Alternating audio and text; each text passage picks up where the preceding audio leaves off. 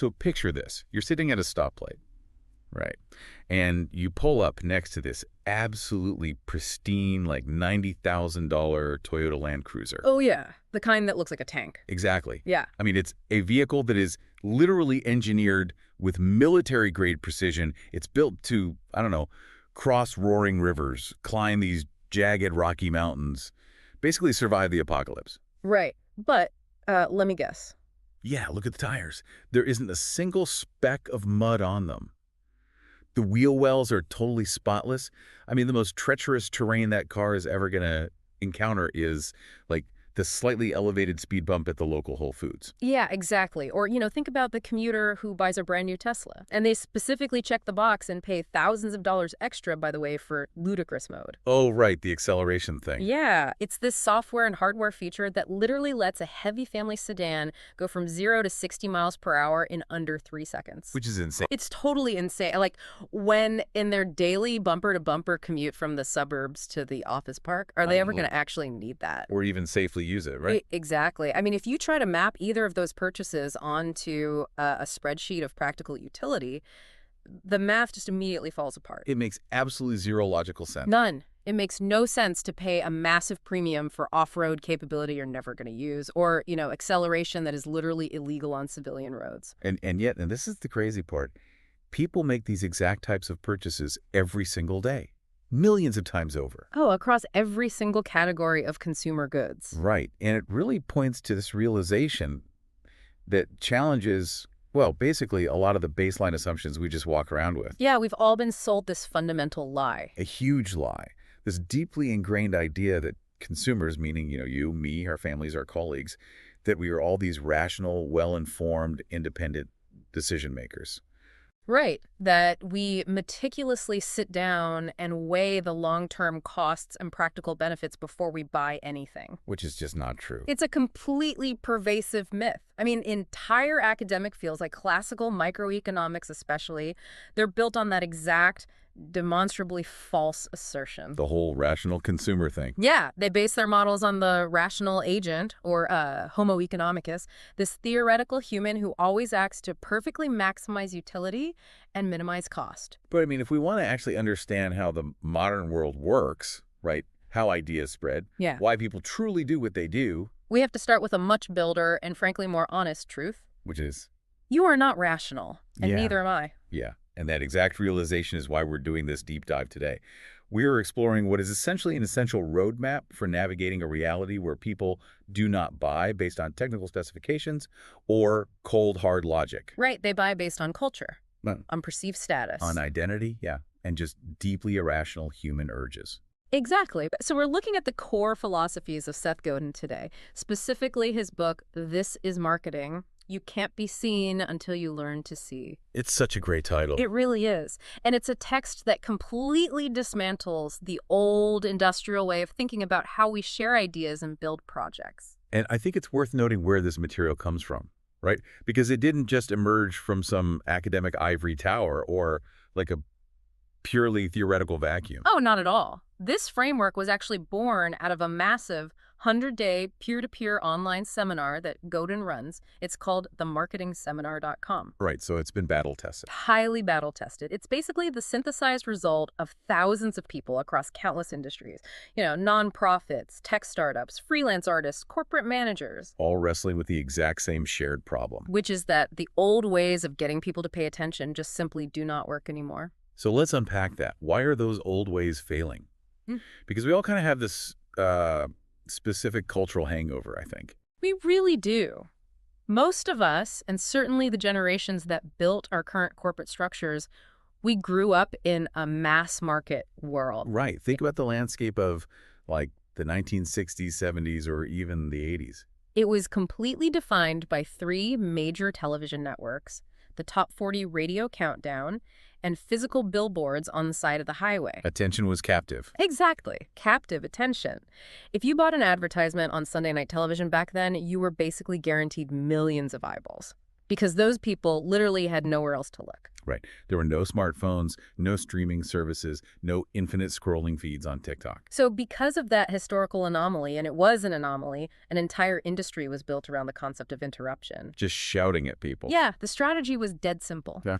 You create an average product for average people, you buy a megaphone, and you selfishly shout at the masses until enough of them just submit and buy your soap or your car or your cereal. And that conditioning, I mean, it runs so deep in us. Even today, when we launch a new app or write a book or start a charity, our instinct is to totally revert to that mass market behavior. We try to interrupt as many people as possible. Right. We spam our networks. We assume that everyone out there is just like us. And the only reason they aren't buying our product is because, well, they just haven't been exposed to our superior information yet. If I just shout louder, they'll get it. Exactly. But the true north of culture has flipped. Yeah, Godin uses a really great metaphor for this. He says every few 100,000 years, the magnetic poles of the Earth actually switch places. Which is a wild fact on its own. Right. But in the world of media and culture, that flip just happened over the last 2 decades. The era of selfish mass spam is officially dead. The internet totally destroyed the captive audience. It did. You can no longer buy your way into everyone's living room. The new era relies entirely on empathy and service. So because of that, we have to completely redefine the word marketing. We really do, because for a lot of people, that word has a really dirty connotation. Oh, totally. It feels synonymous with hustling or tricking people, like being a sleazy car salesman. Right, but the central argument here flips that completely on its head. Marketing is no longer about inventing a product in secret and then aggressively trying to find customers for it. That's the old industrial way. Exactly. The new way is about finding products for your customers. It is fundamentally a generous act. A generous act. I love that phrasing. It's the act of actually observing a specific group of people, taking the time to understand their struggles, and then helping them solve a problem. But that requires a really radical shift in posture, doesn't it? Oh, a huge one. Instead of starting with your clever invention in a laboratory and asking, how can I make people look at this? You have to start with a totally different set of questions. Like what? You ask, what is the specific change I am trying to make in the culture?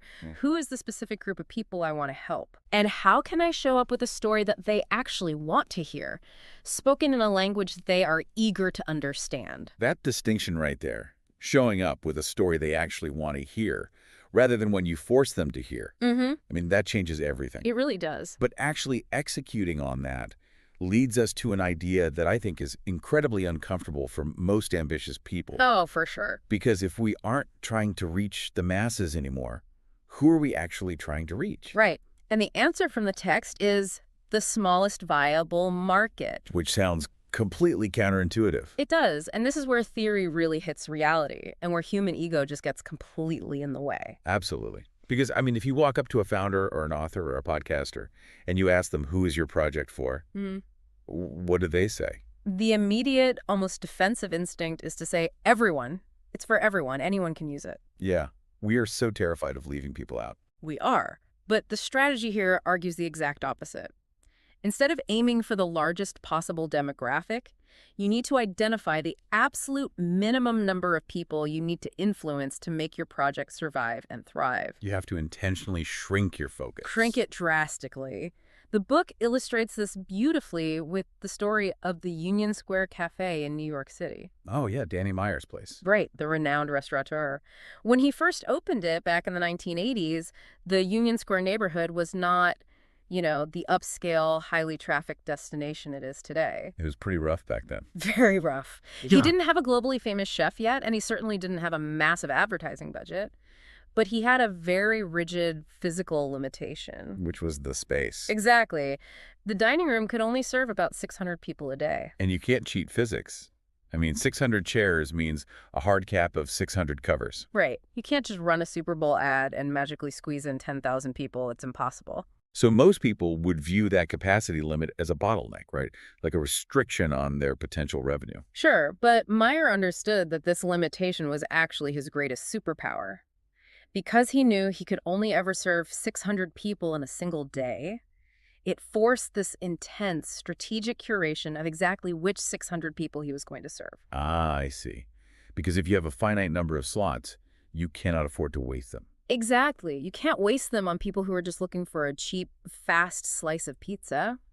And you also can't waste them on people looking for a really quiet, stuffy, ultra-formal dining experience where the waiters wear tuxedos. You have to choose. You literally have to say no to the pizza crowd and no to the tuxedo crowd. Right. In order to say an enthusiastic yes to a very specific type of diner, he had to carefully curate an experience for people who appreciated warm, unpretentious hospitality, high-quality ingredients, and a relaxed but vibrant atmosphere. And by focusing entirely on overwhelming that specific type of person with care, He ensured they would have an amazing time. And more importantly, they would go tell the exact right friends who shared their worldview about this new place. that concept of matching a worldview is critical. There's another excellent example in the sources about this, Susan Piver. Oh, yes, the meditation teacher. Right. She's this highly respected teacher who started an initiative called the Open Heart Project.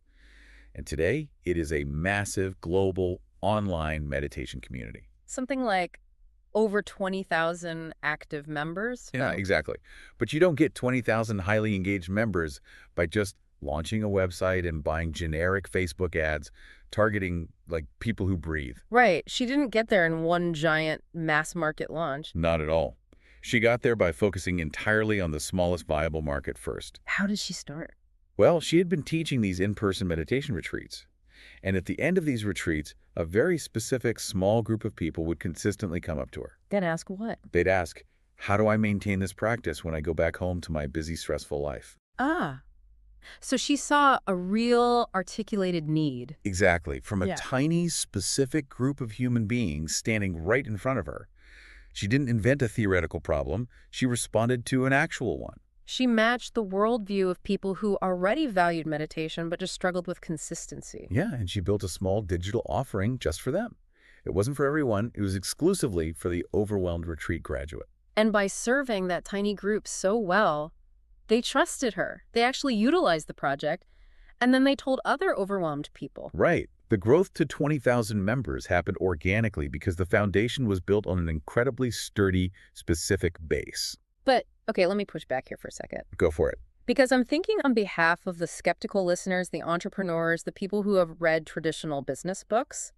Because the Silicon Valley model, the whole venture capital model, runs entirely counter to this. Oh, totally. Like if I go to an investor with an idea, the first thing they ask for is the TAM, the total addressable market.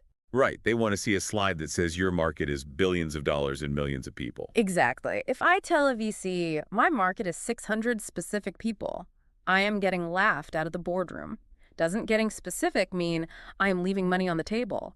Aren't I artificially capping my potential success? That is the exact tension that paralyzes so many creators.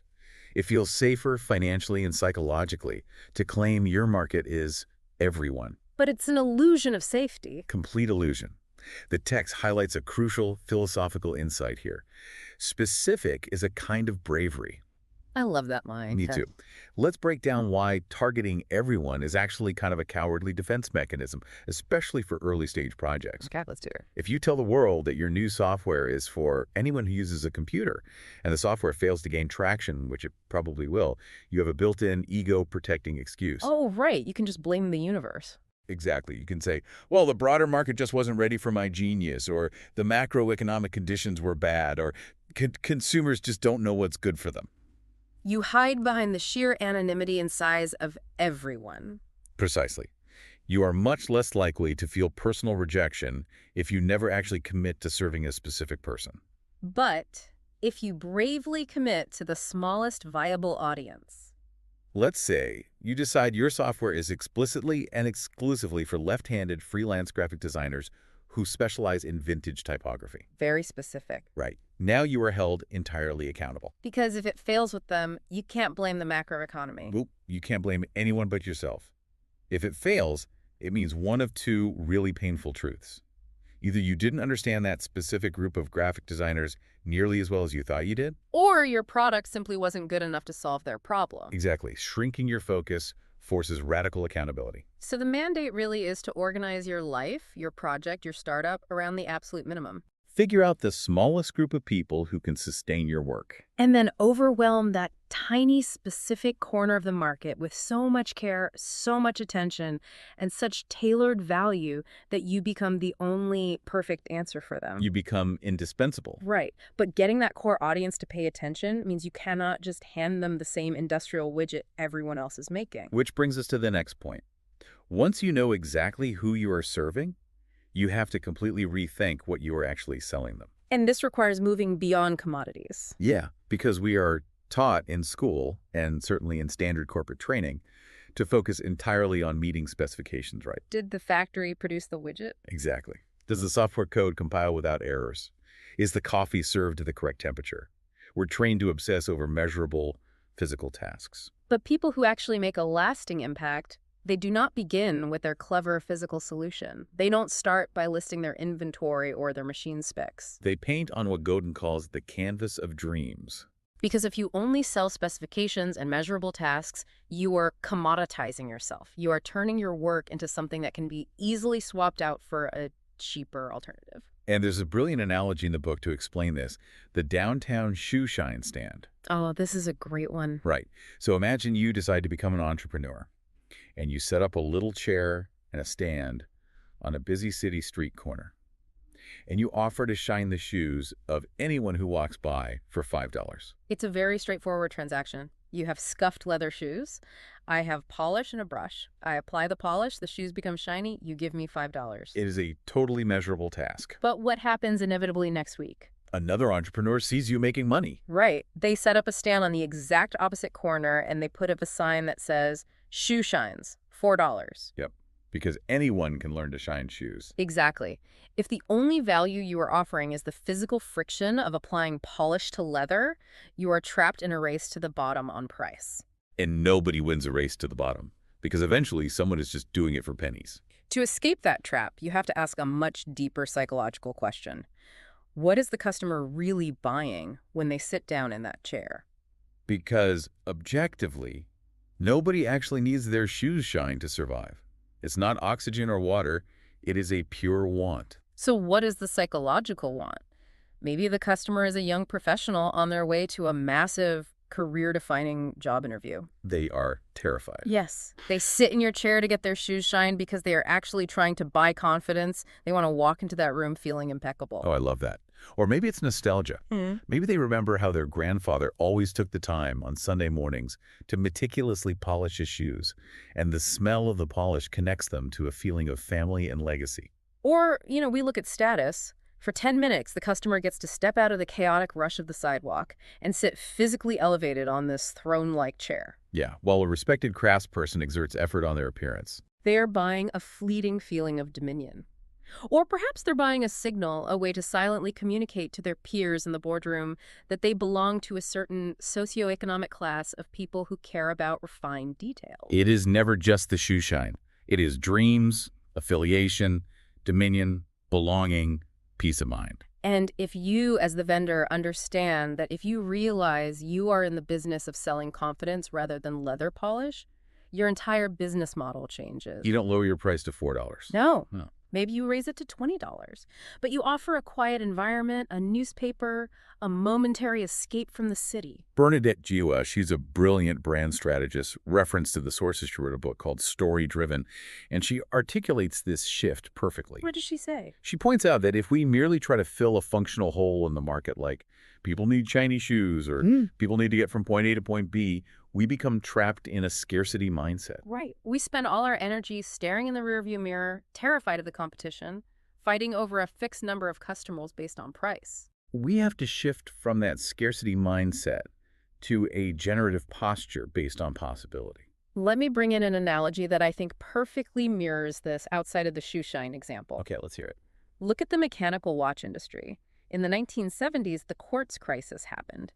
Battery-powered watches were invented, and they were infinitely cheaper, infinitely more accurate, and required no maintenance. Which is a huge problem if you make mechanical watches. Exactly. If a watch is just a tool to tell time, a measurable spec, the mechanical watch industry in Switzerland should have gone entirely extinct. I mean, Why would you pay $10,000 for a Rolex that loses 2 seconds a day when you can buy a $10 Casio that never loses a second? Because Rolex realized very quickly that they could not compete on the commodity of telling time.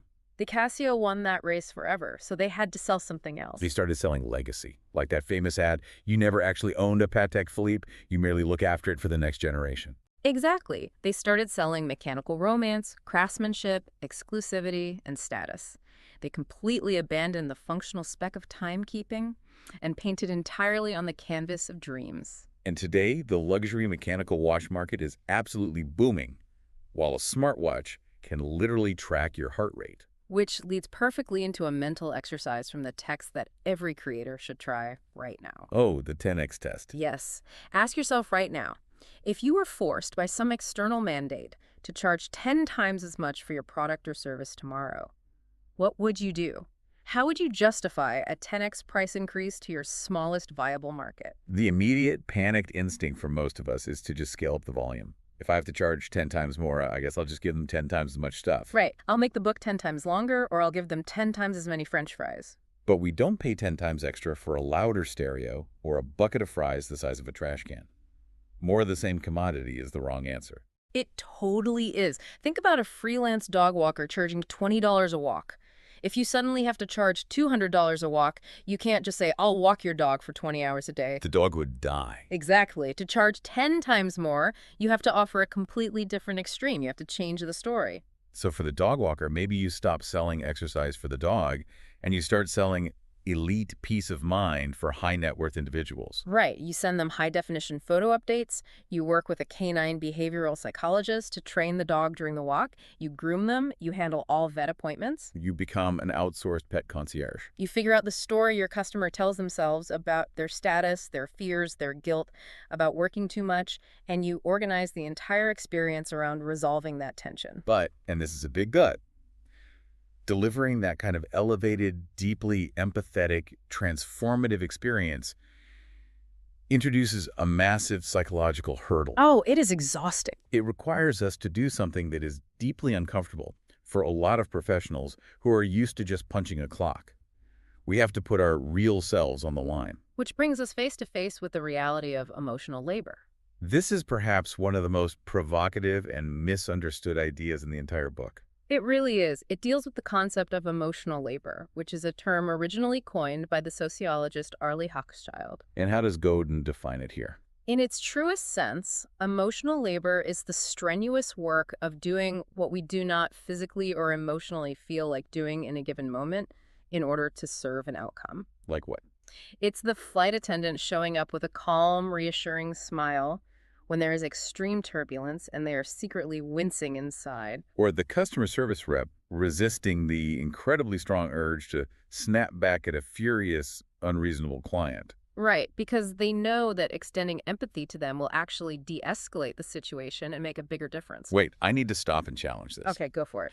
Because if I am listening to this in today's cultural climate, my immediate reaction is heavy pushback. Why? Because we live in an era that absolutely worships the concept of authenticity. Every social media influencer, every modern brand manifesto, every self-help guru is constantly telling us to be authentic, bring your true, unfiltered self to work. Don't be fake. Right. But this description of emotional labor, smiling when you are angry, projecting calm when you are panicked, it sounds like we are explicitly being told to put on a mask. It sounds like corporate phoniness. What happened to just being authentic? That pushback is entirely natural, and it's exactly why Godin introduces a brilliant, necessary nuance to the conversation. He argues, quite controversially, that true, unfiltered authenticity is a luxury reserved entirely for fortunate amateurs. Authenticity is for amateurs. Yeah. That is a statement that completely cuts against the grain of current internet culture. It does, but think about what pure, unbridled authenticity really means in practice. If you just follow your internal muse every minute of every day and act exactly as you feel, well, your muse might be a chicken. A chicken? Yeah. Your muse might be lazy, or terrified of public speaking, or incredibly cranky because you didn't sleep well. Oh, I see. If you wake up and you authentically feel like being a selfish, impatient jerk today, and you bring that authentic self to your clients, your patients, or your audience, you are failing them. You are prioritizing your own fleeting mood over the important work of making a change happen for them. Exactly.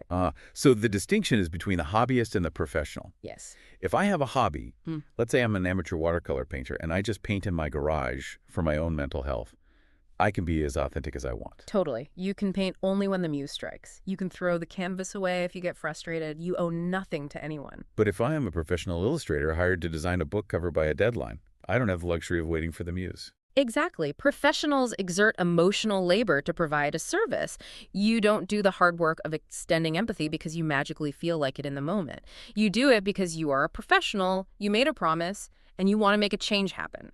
You are saying to your audience, here, I made this for you, even when it was hard for me. It is the difference between being personal and merely personalizing something. Oh, like those automated emails. We all know the feeling of opening our inbox and getting one of those emails from a faceless corporation.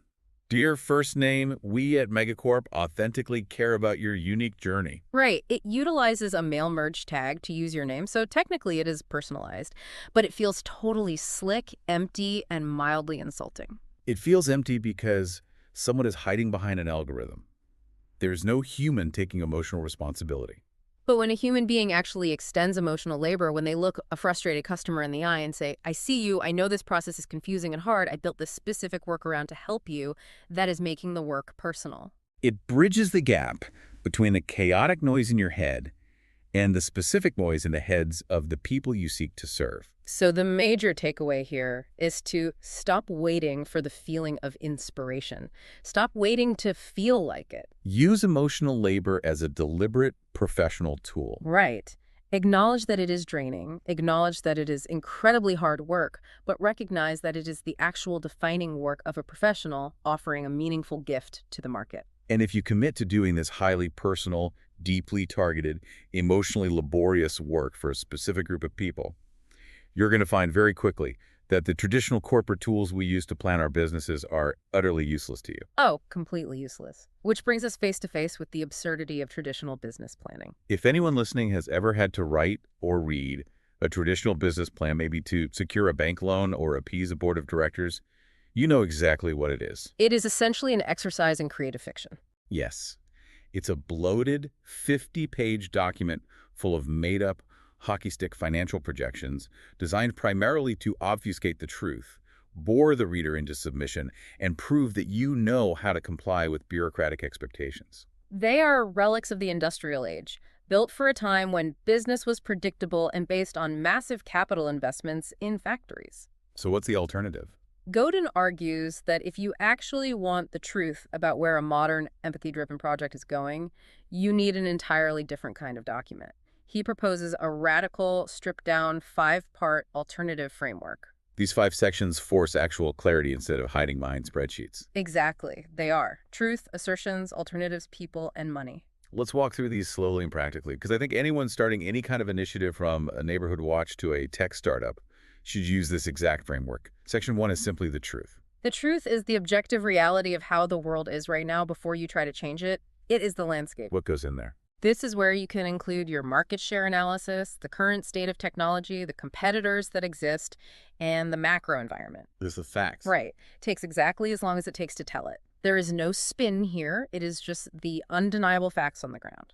Okay, then we move to section 2, the assertions. This is where you describe how you are going to interact with that truth to change things. This is your core hypothesis. You are asserting, we are going to build X, we will present it to this specific market Y, and we assert that they will respond by doing Z. And we need to be clear about how an assertion differs from a traditional projection. A projection is a spreadsheet guessing you will have 10,000 users by Q3. Right. An assertion is a psychological bet. Let's go back to our coffee shop example. If you are opening an independent cafe across the street from a massive Starbucks, your assertion isn't, we will sell 500 cups a day. Your assertion is, we will create a space with zero Wi-Fi, playing only analog vinyl records, and we assert that burned-out, overconnected tech workers will view this as a sanctuary, and they will gladly pay a $2 premium for that enforced peace and quiet. That is a testable hypothesis of human behavior. Exactly. And crucially, Section 3 recognizes the harsh reality of making bets. alternatives. Because your assertions will almost certainly be wrong in some specific way. Right. You'll miss a development deadline, a global pandemic might happen, or the tech workers might actually just want the caffeine and immediately leave. So the alternative section asks, what happens when we miss? It demands flexibility. So if our first assertion fails, is the whole company dead? Or do we have a pivot? Exactly. If the tech workers don't stay for the vinyl records, is our alternative to pivot into high-end, bottled, cold brew delivery for their offices. Writing down your alternatives prevents panic when reality inevitably diverges from your assertions. It builds resilience into the DNA of the plan from day one. Then we have section 4, people. And I love how the text defines this because it is not what you think. Right. It is not a section to attach a bunch of fancy resumes or list the Ivy League degrees of your founders to impress a venture capitalist. Not at all. It is about attitudes and worldviews. Who is actually on your team and what is their track record of pushing through friction and shipping work? And even more importantly, who are the people outside the building? Right. Who are the specific champions you are seeking to serve? What are their fears? What is the worldview they hold that makes them open to your assertion? And finally, section 5 brings us back to gravity. Money. This is the brass tacks. It doesn't need to be 40 pages of fake projections, but you do need to know the physics of your survival. How much cash do you need to test the assertion? What does the cash flow look like? What are the actual margins? If you throw out the bloated corporate template and utilize this 5-part structure, you force yourself to define the actual tension you are creating, the specific market you are serving, and the impact you expect to have. Your local bank manager might initially be very confused if you hand them this short document instead of a heavy binder, but it will absolutely help you and your team think through the hard existential issues clearly. But having a brilliant, empathetic plan and a product perfectly tailored to a small, viable market is only the precursor. Right. You still have to confront the brutal reality of modern distribution. How do we actually get the ideas to spread in a world where every single consumer has infinite choices and a 0-second attention span? We have to understand the mathematics of the internet, specifically the long tail, the funnel, and the dynamics of tribes. Let's start with the math of the modern internet. The sources lean on Chris Anderson's famous concept of the long tail.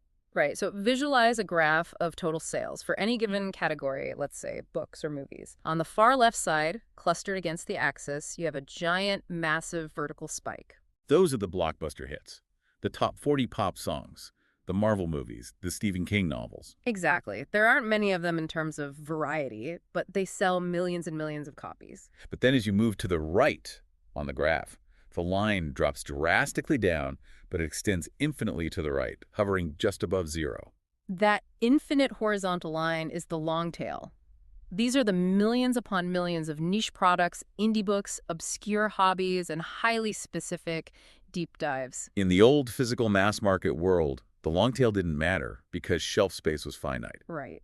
A Blockbuster video store only had room for a few thousand VHS tapes, so they only stocked the hits from the left side of the graph. But the internet has infinite shelf space. And the mind-blowing statistical reality here is that for a company like Amazon, half of their total book sales volume does not come from the top 5,000 bestsellers on the left. Half of their massive revenue comes from that infinite, sprawling long tail of niche interests on the right. Half. That is a staggering realization. It means that if you aren't aiming to be a blockbuster, if you don't have the millions of dollars required to compete on the far left side of the graph, you can still build an incredibly viable, highly profitable project living entirely in the long tail. But the unique challenge of the long tail is that you cannot just buy a television ad to reach those niche audiences. They are too scattered. You have to understand the funnel of trust to reach them. Let's visualize a traditional marketing funnel. It is wide at the top and narrow at the bottom. At the top, you pour in raw attention. Maybe you run a targeted digital ad, or someone shares a link to your project on a forum. But this funnel is fundamentally flawed. It is full of holes. It leaks constantly. People click the link, but their kid starts crying, so they close the tab. Leak. The page takes 3 seconds too long to load. Leak. They read the pitch, but they don't quite trust your brand yet. Leak. By the time you get to the very bottom of the funnel where someone actually pulls out a credit card, commits to being a loyal customer, or becomes a true fan, 99% of the attention you poured into the top has leaked out. And the industrial marketer's lazy solution to a leaky funnel is simply to aggressively dump more and more cheap, low-quality attention into the top. Buy bigger spam lists. run more annoying pop-up ads, interrupt more people. But the modern empathetic approach is entirely different. It is not about forcing volume. It's about targeting the right specific cultural nodes to create a cascade of organic sharing. And the perfect historical example of this is Apple's famous 1984 Super Bowl commercial, which introduced the Macintosh computer. It is widely considered one of the greatest, most impactful advertisements of all It time. was a visual masterpiece, directed by Ridley Scott. It featured a dystopian gray world of mind-controlled drones and a brightly colored athlete running in with a sledgehammer to smash the screen of Big Brother representing IBM. But the truly fascinating thing about that ad in the context of the funnel is that almost none of the millions of average beer-drinking sports fans watching that football game actually understood the George Orwell literary references. The ad didn't even show a picture of the computer. For the average mass-market viewer, it was confusing and weird. Because the ad wasn't actually for them. Apple used the ultimate mass-market platform, the Super Bowl, but they were not targeting the masses. Who are they targeting?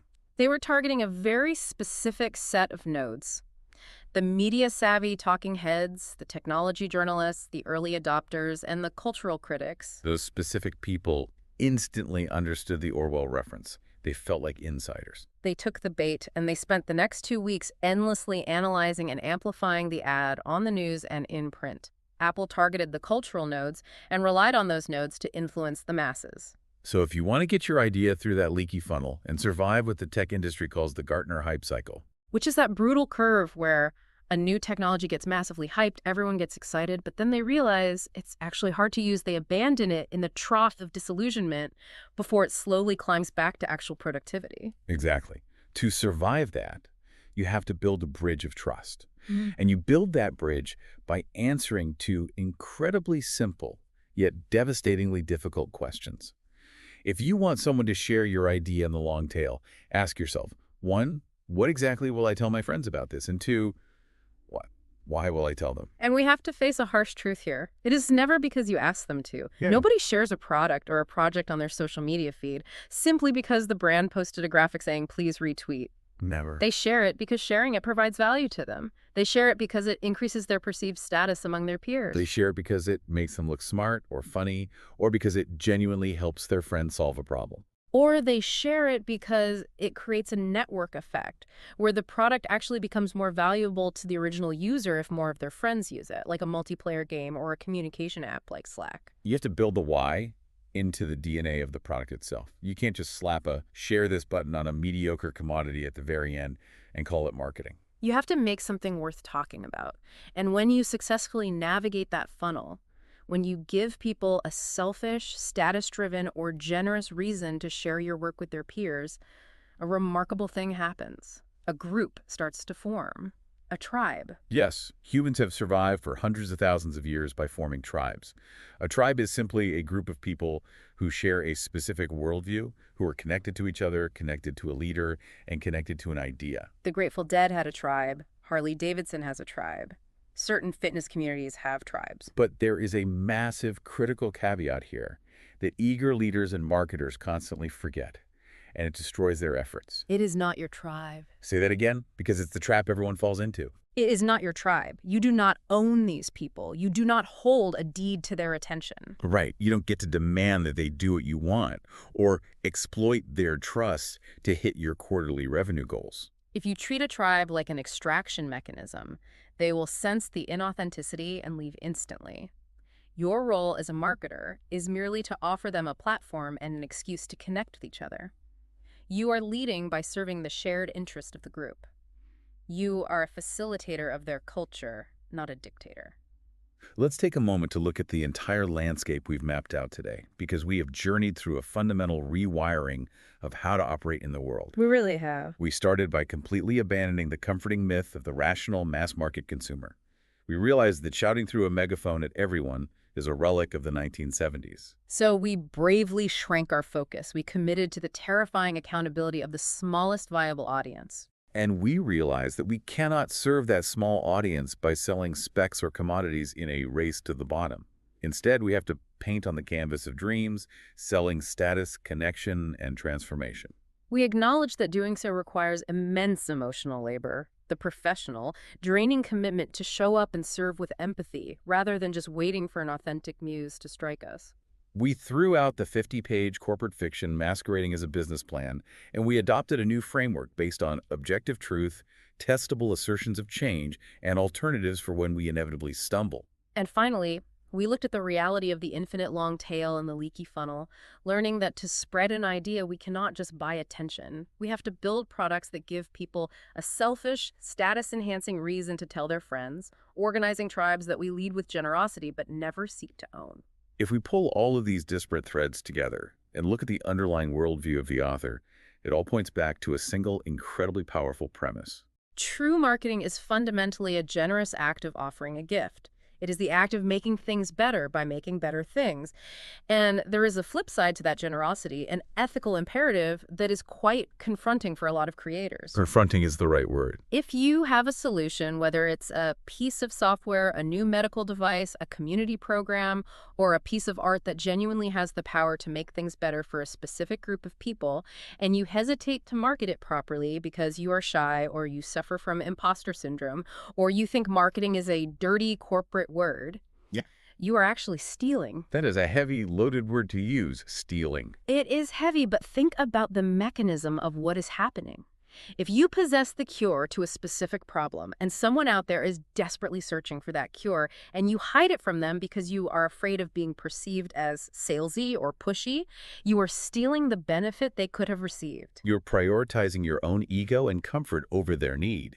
Exactly. Someone, somewhere will benefit from your better, but they can only benefit if you get out of your own way, exert the emotional labor, and market it to them effectively. I think that concept of the moral imperative of sharing your work is the perfect pivot to asking, who is this philosophy really for?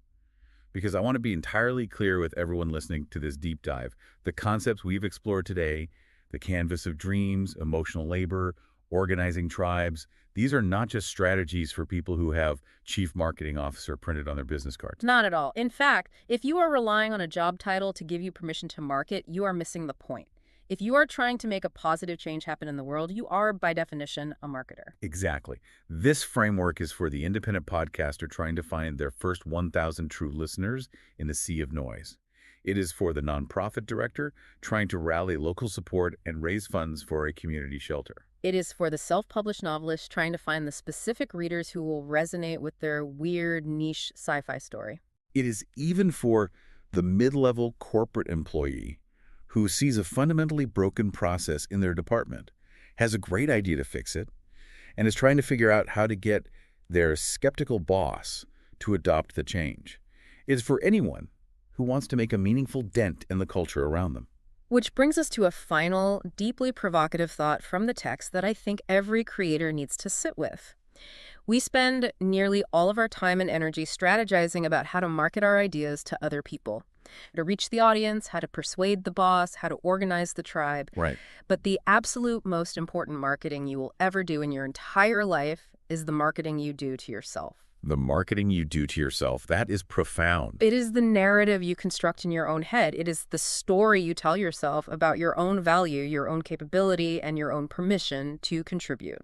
If you consistently tell yourself the story that you are an imposter, that your ideas are derivative, that no one cares what you have to say, or that you aren't an expert yet, if you repeat that marketing campaign to yourself enough times, it becomes your concrete reality. You effectively market yourself into hiding. You convince yourself to stay quiet. But the opposite is also true. If you intentionally market a different story to yourself, if you tell yourself that you have a generous contribution to make, that you are willing to do the grueling emotional labor, that you are a professional ready to serve the smallest viable market that also becomes your truth. You have the power to choose the narrative. Make something you are fiercely proud of. Find the specific people who desperately need it. And above all else, do not get in your own way. Listen, we have covered an incredible amount of ground today, completely deconstructing how ideas spread, from the bravery of the small viable market to the generosity of the canvas of dreams. But I have to be honest with you. We have truly only scratched the very surface of what Seth Godin explores in this masterclass of a book. If you felt these concepts shifting your perspective, whether you are gearing up to launch a passion project, trying to build a loyal community, or just searching for a way to get your ideas heard without feeling like a spammer, There's a complete audio available. It is several hours long, and it covers every single chapter in immense granular depth. It is packed with incredibly detailed explanations, historical real-world examples, and step-by-step actionable takeaways for each specific concept. We are talking about deep dives into the semiotics of brand symbols, the psychology of pricing as a story, the virtuous cycle of permission marketing, crucial mechanics we simply did not have the time to touch on today. So think of this not as a pitch, but as the natural, necessary next step for your curiosity. Check the link in the description if you want to go deeper and actually apply this to your work. We cannot wait to see what you build next. What you just listened was the beginning of a full audio, way longer, explaining every single chapter of the book. If you would like to keep listening to the end and access to the full audio, you can access it with the link down below in the description and in the pinned comment.